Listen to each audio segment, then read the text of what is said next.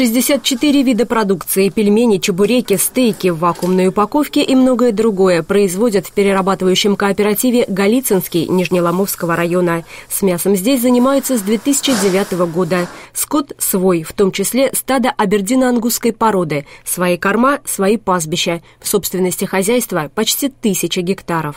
Мы вошли в программу по рекомендации администрации Нижнеломовского района и администрации области по развитию мясного животноводства.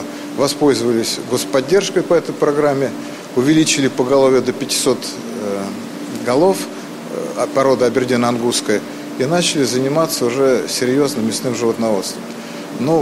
Когда мы только занимались разведением и откормом бычков, которые рождались у нас, мы столкнулись с проблемой сбыта.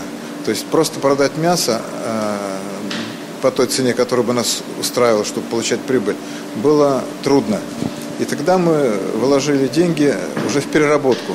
Сбыт готовой продукции – тема особая. Чтобы его наладить, пришлось развивать собственную розничную сеть. Сейчас голицынские полуфабрикаты можно купить в самом селе, а также Нижнем Ломове, Пензе и Москве. Главная гордость – котлеты для бургеров. Очень модная сейчас еда среди молодежи. Их делают из говядины, молодого козленка, индейки, курицы, кролика и яка. В планах котлеты из баранины. Свою бургерную Николай Мельбарт планирует открыть и в Пензе. Обязательное условие приготовления мяса для хорошего бургера – оно должно пройти определенный период сухой выдержки – от недели до 3.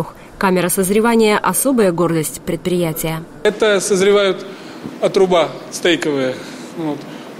Они для того, чтобы для удаления излишней влаги и для ферментации самого мяса, только после этого стейк можно признать стейком. Тогда не будет закипать вода в нем, и он не будет вареным, он будет именно жареным. Мясо становится легче, из-за этого оно становится дороже. Но если недобросовестные производители зачастую шприцуют мясо для утяжеления добавки влаги, то мы, наоборот, влагу убираем, потому что остается исключительно вкус мяса. Чем глубже переработка, тем больше процент прибыли, поэтому в Голицыне планируют делать и колбасы. Заказы на продукцию только увеличиваются, а собственного сырья уже не хватает, поэтому и создали кооператив, который также поможет решить проблему сбыта другим животноводам Нижнеломовского района. Николай Мельбарт называет модель предприятия идеальной – от рождения теленка до реализации готовой продукции. Все в одних руках.